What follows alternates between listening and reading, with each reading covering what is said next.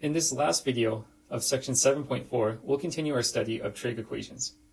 We'll begin to look at slightly more complex trig equations like the following, where we want to solve for theta between 0 and 2 pi for the trig equation 2 sine squared theta minus 5 sine theta plus 3 is equal to 0. The thing that we notice about this particular trig equation is that it looks very much like a polynomial equation.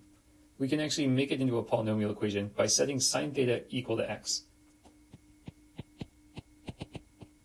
Now plugging in x for our sine theta, our equation is going to become a 2x raised to the second minus 5x plus 3 is equal to 0. We now have a polynomial, and we can solve polynomials. Let's first factor this polynomial. This is going to factor to be a 2x raised to the first minus 3 times a x minus 1. This is equal to 0. Now that we've factored our polynomial, we can go ahead and replace our x's with our sine theta again. This gives us a 2 sine theta minus 3 times a sine theta minus 1. Go ahead and set each of these factors equal to 0. Then we'll solve these trig equations separately. In our first one, we have 2 sine theta minus 3 is equal to 0. In our second one, we have a sine theta is minus 1 is equal to 0. Let's start a new page and look at part 1.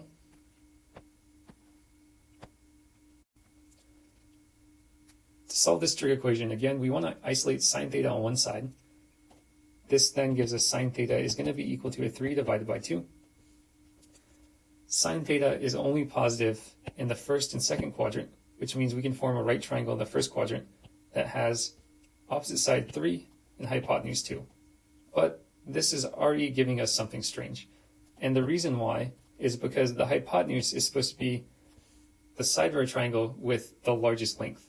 So let's go back and look at our sine theta divided by our sine theta equal to 3 divided by 2. And the thing that we remember is that the range of our sine theta is between -1 and 1. And this tells us that sine theta is equal to 3 divided by 2 will never have a solution. So this equation here doesn't have a solution.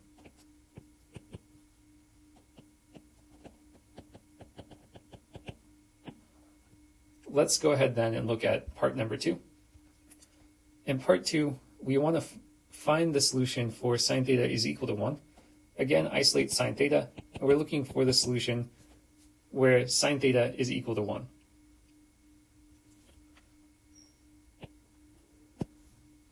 Again, sine theta is only positive in the first quadrant and the second quadrant.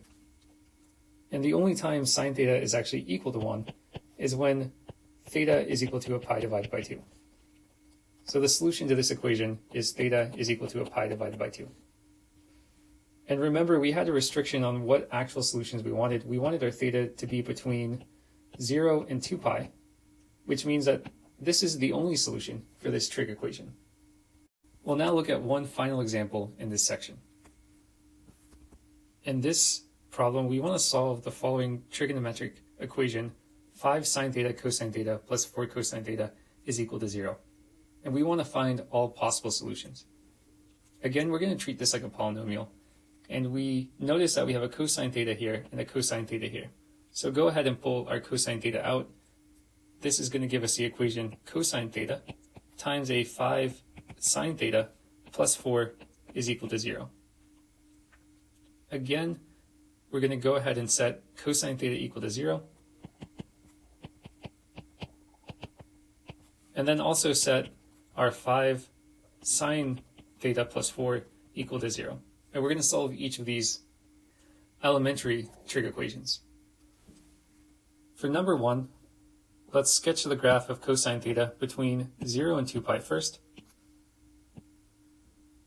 This gives us a graph that looks like the following, and we see that we should have two solutions in this interval here.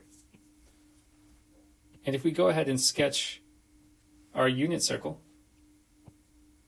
the two spots on the unit circle where cosine theta is equal to 0 is given by these 2 points here.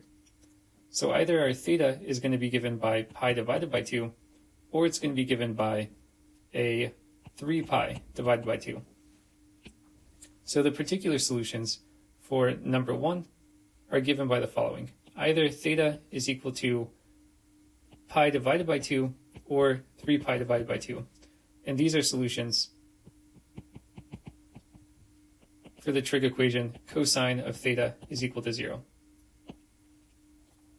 Now these are only the particular solutions. To find the general solutions, what we do is, again, we take our theta and we add a plus 2 pi times k, since our cosine is periodic over the interval 2 pi.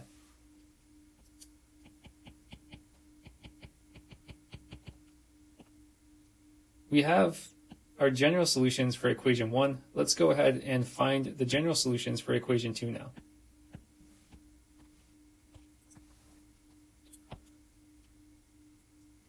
First, we want to go ahead and isolate our sine theta. This gives us that sine theta is equal to a negative 4 divided by 5. And initially, we're going to find particular solutions in the interval between 0 and pi. Starting off, we can just sketch our graph here. Again, sine theta from 0 to 2 pi looks something like this. And this tells us that we should have two solutions here. Now, we know that sine theta is only negative in quadrant 3 and quadrant 4, which means we're going to have two right triangles.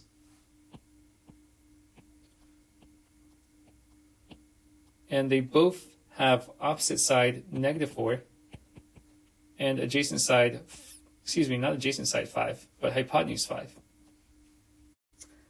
While we have our triangles now, we can't find our value theta without using our inverse trig function. Go ahead and evaluate theta. This is going to give us theta of sine inverse of a negative 4 divided by 5 is approximately a negative 0.93 radians. This tells us that the angle in the negative direction here is given by a negative 0.93 radians. Then the measure between our x-axis and this ray over here is also a 0.93. So our angle theta then is either going to be equal to a 2 pi minus 0.93, or it's going to be equal to pi plus 0.93.